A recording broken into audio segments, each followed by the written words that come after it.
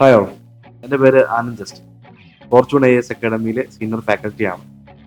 And I clear the Indian forest service exam of 2023. 7 വർഷം തുടർച്ചയായി prelims exam clear ചെയ്തിട്ടുണ്ട്. നൂറുകണക്കിന് വിദ്യാർത്ഥികളുമായി സംസാരിച്ചിട്ടുണ്ട്. ഏകദേശം 8 വർഷത്തെ മെൻറ്റർഷിപ്പ് എക്സ്പീരിയൻസ് ഉണ്ട്. ഇതിലൂടെ പ്രിലിംസ് പരീക്ഷയെപ്പറ്റി ഞാൻ എത്തിച്ചേർന്ന 10 conclusions. Or for you 10 commandments for clearing the prelims exam.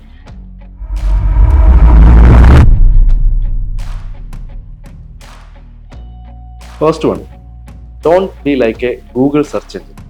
അതായത് നമ്മുടെ ഓർമ്മകളെ മാത്രം ആശ്രയിച്ച് ശരിയുത്തരത്തിലേക്ക് എത്തുന്നത് സാധ്യമല്ല. എസ്പെഷ്യലി UPSC പരീക്ഷയിൽ.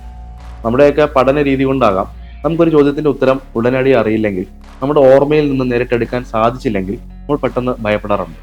പെട്ടെന്ന് തന്നെ അടുത്ത ചോദ്യത്തിലേക്ക് സ്കിപ്പ് ചെയ്യാറുണ്ട്. ആ രീതി നമ്മുടെ എക്സാമിൽ പറ്റില്ല. പകരം കോൺസെപ്റ്റുലാരിറ്റി ഉപയോഗിക്കുക, മറ്റെന്തെങ്കിലും മാർഗങ്ങളൊന്നും ചിന്തിക്കുക. അതായത് UPSC പരീക്ഷ പോസിബിലിറ്റീസിൻ്റെതാണ്.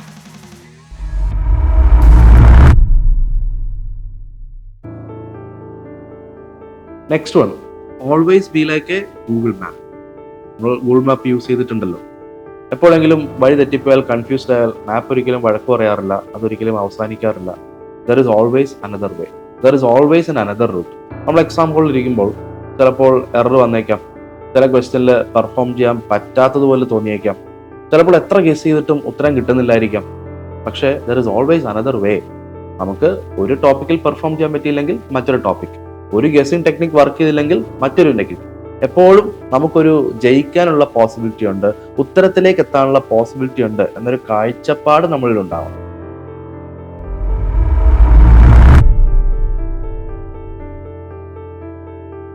Next one, follow the spirit of article 15. ഭരണഘടനയിലെ ആർട്ടിക്കിൾ 15 അറിയാമല്ലോ അല്ലെ? Prohibition of discrimination. പരീക്ഷയിലെ ചോദ്യങ്ങൾ, അത് 100 ചോദ്യങ്ങളായാലും 80 ചോദ്യങ്ങളായാലും, ഇക്വാളിറ്റിയോടുകൂടി തുല്യമായി എല്ലാവരെയും കാണാൻ നമുക്ക് കഴിയണം. ചോദ്യങ്ങളിൽ നീളം കൂടുതലുള്ള ഉണ്ടാകാം, അതല്ലെങ്കിൽ ടെക്നിക്കൽ വേർഡ്സ് ഉള്ളതുണ്ടാകാം, നിങ്ങൾക്ക് ഇഷ്ടമില്ലാത്ത, നിങ്ങൾ പഠിക്കാൻ മറന്നുപോയ ചോദ്യങ്ങൾ ഉണ്ടാകാം. പക്ഷെ എല്ലാവർക്കും UPSC 2 മാർക്കാണ് തരിക, അല്ലെങ്കിൽ 2.5 മാർക്കാണ് തരിക. പലപ്പോഴും ഒരു മാത്സ് ക്വസ്റ്റ്യൻ ആണെങ്കിൽ ഒരു പ്ലസോ മൈനസോ ഉണ്ടെങ്കിൽ പോലും പാനിക്കായി ക്വസ്റ്റ്യൻ ലീവ് ചെയ്യുന്നവരുണ്ട്. ഏത് തരം ചോദ്യമായാൽ പോലും കാണുമ്പോൾ തന്നെ നമുക്കുള്ളതാണോ ഇല്ലാത്തതാണോ തീരുമാനിക്കാൻ നമുക്ക് സാധിക്കില്ല. Take a read, take an attempt.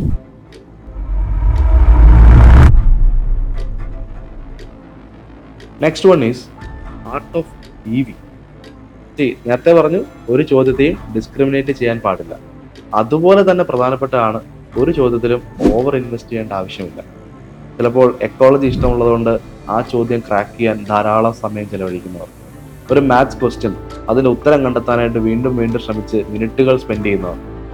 UPSC എല്ലാ ചോദ്യങ്ങൾക്കും ഒരേ മാർക്ക് തരുമ്പോൾ, നമ്മൾ ചില ചോദ്യങ്ങൾക്ക് മാത്രം ധാരാളം സമയം കൊടുക്കുമ്പോൾ, at the end of the day we may lose many other questions. So എല്ലാ ചോദ്യങ്ങളും നമുക്ക് വേണം, എന്നാൽ ഒരു ചോദ്യവും ധാരാളം സമയം സ്പെൻഡ് ചെയ്യാൻ പാടില്ല.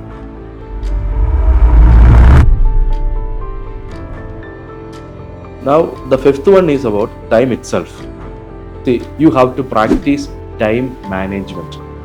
2 മണിക്കൂർ പരീക്ഷയെ ഒരു മാരത്തോൺ പോലെ മെല്ലെ കൊണ്ടുപോകാൻ സാധിക്കില്ല. എന്നാൽ അതുപോലെ തന്നെ ഒരു 100 മീറ്റർ സ്പ്രിന്റ് പോലെ സ്റ്റാർട്ട് ചെയ്ത ഉടനെ മുഴുവൻ എനർജി ഉപയോഗിച്ച് പോയി അവസാനം തളരാനും സാധിക്കില്ല. See, the exam you will feel like a hurdles race. ചില ചോദ്യങ്ങൾ എളുപ്പമായിരിക്കും, കുറച്ച് ദൂരേക്ക് പോകുമ്പോൾ ഹേർഡിൽസ് ഉണ്ടാവും, കുറച്ച് സമയം കൂടുതൽ എടുക്കും, വീണ്ടും നമ്മൾ ഈസി ആയിട്ട് പോകും. അങ്ങനെ ഇടയ്ക്ക് ഈസി, മിക്സഡ് അല്ലെങ്കിൽ ഡിഫിക്കൽട്ട് ക്വസ്റ്റ്യൻ ഒരു മിക്സ്ചർ ആയിരിക്കും. എന്നാൽ ഇതെല്ലാം നമുക്ക് 2 മണിക്കൂറിൽ നിർത്താൻ സാധിക്കുകയും വേണം. പരീക്ഷ വീണ്ടും വീണ്ടും എഴുതി നോക്കേണ്ടതായിട്ടുണ്ട്, പല വിഷയങ്ങളും പ്രാക്ടീസ് ചെയ്യേണ്ടതായിട്ടുണ്ട്. ഒരു സിസ്റ്റമിക് ആയ ഒരു പ്രിലിംസ് ടെസ്റ്റ് സീരീസ് ഉണ്ടെങ്കിൽ ഈ ഒരു പ്രശ്നത്തെ നമുക്ക് അതിജീവിക്കാൻ സാധിക്കും.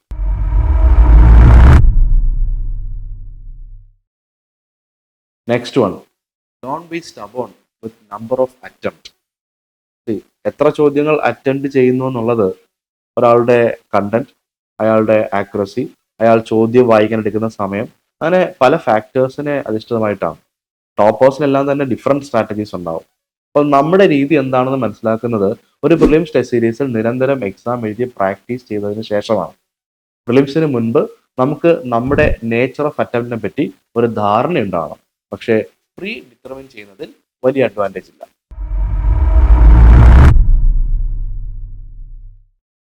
Seventh one is develop a tool kit for guessing skills. നമ്മുടെ എക്സാമിൽ ഗെസ്സിംഗ് സ്കിൽസ് വളരെയധികം ആവശ്യമുള്ള ഒന്നാണ്. പല രീതിയിൽ നമുക്ക് ഉത്തരത്തിലേക്ക് എത്താം. ഒരു നല്ല PTS ഡിസ്കഷനിലൂടെ, പ്രിലിംസ് ടെസ്റ്റ് സീരീസ് ഡിസ്കഷനിലൂടെ നമുക്കത് പല പല സ്കിൽസും നമ്മുടെ പാർട്ടാക്കി എടുക്കാവുന്നതാണ്. ഒന്ന് രണ്ട് എക്സാമ്പിൾസ് പറയാം.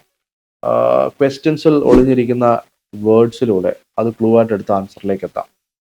അതല്ലെങ്കിൽ ഓപ്ഷനിൽ ഏറ്റവും അധികം ടെക്നിക്കലായിട്ട് തോന്നുന്ന വാക്ക് ഏതാണോ, അല്ലെങ്കിൽ ടെക്നിക്കൽ ഇൻഫർമേഷൻ തരുന്ന ഓപ്ഷൻ ഏതാണോ, അത് പൊതുവെ ശരി ഉത്തരമാകാറുണ്ട്. മൂന്നാമത്തേത് ലിംഗ്വിസ്റ്റിക് സിമിലാരിറ്റീസ് ആണ്. ചില വാക്കുകൾ കാണുമ്പോൾ നമുക്ക് ചില ലാംഗ്വേജുമായിട്ടോ അല്ലെങ്കിൽ ചില വ്യക്തികളുമായിട്ടോ ചില രാജ്യങ്ങളുമായിട്ടോ ഒക്കെ നമുക്കൊരു സാമ്യം തോന്നിയേക്കാം. അപ്പൊ ഇങ്ങനെ പലതരം ടെക്നിക്സ് ഉണ്ട്. നമ്മൾ ടെസ്റ്റ് എഴുതി പ്രാക്ടീസ് ചെയ്യുന്നതിലൂടെ, അല്ലെങ്കിൽ ഒരു ഫാക്കൽറ്റിയുടെ ടെസ്റ്റ് ഡിസ്കഷനിലൂടെ, ഈവൻ ഫ്രണ്ട്സ് ഡിസ്കഷനിലൂടെ പോലും നമുക്ക് ആ ടെക്നിക്സ് കൂടുതൽ കൂടുതൽ മനസ്സിലായിക്കൊണ്ടേയിരിക്കും.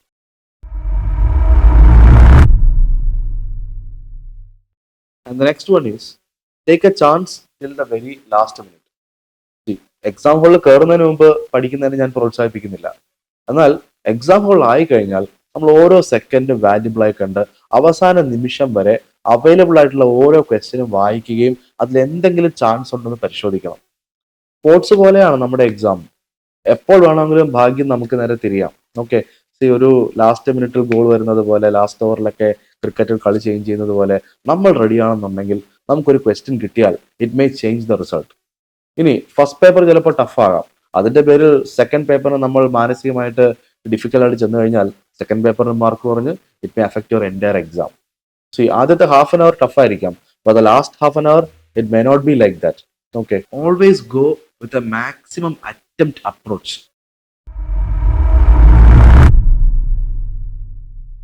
The next one is regarding the entire preparation for the prelims or even the other parts. See, it is prioritize. നമ്മുടെ എക്സാമിന്റെ കണ്ടന്റ് വളരെ വലുതാണ്, സിലബസ് വളരെ വലുതാണ്, എന്നാൽ സമയം ചെറുതാണ് അല്ലേ. നമുക്ക് എല്ലാം പഠിച്ച് എല്ലാം സാറ്റിസ്ഫൈ ചെയ്തുകൊണ്ട് എക്സാം ഹോളിലേക്ക് വരാൻ സാധിക്കില്ല. So always prioritize which topics you want to prepare and always prioritize conceptual clarity against covering entire subject. Most importantly always prioritize your health and mind. ഒരു ലോങ് ടേം നീണ്ടു നിൽക്കുന്ന ഒരു പരീക്ഷ കൂടെ ആയതുകൊണ്ടാണ്.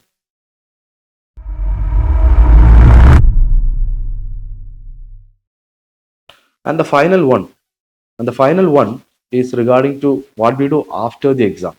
പരീക്ഷയ്ക്ക് ശേഷം don't do a marks diagnosis, do a complete prelims diagnosis. നമുക്ക് എല്ലാവർക്കും സംഭവിക്കുന്നതാണ്. മാർക്സ് കണ്ട് ചിലപ്പോൾ ഓവർ കോൺഫിഡൻ്റ് ആകാം, അല്ലെങ്കിൽ അണ്ടർ കോൺഫിഡൻ്റ് ആകാം. Marks can change. ഓരോ പരീക്ഷയും വ്യത്യസ്തമാണ്, പാറ്റേൺസ് ഒക്കെ ധാരാളം മാറിയേക്കാം. But what matter is skills.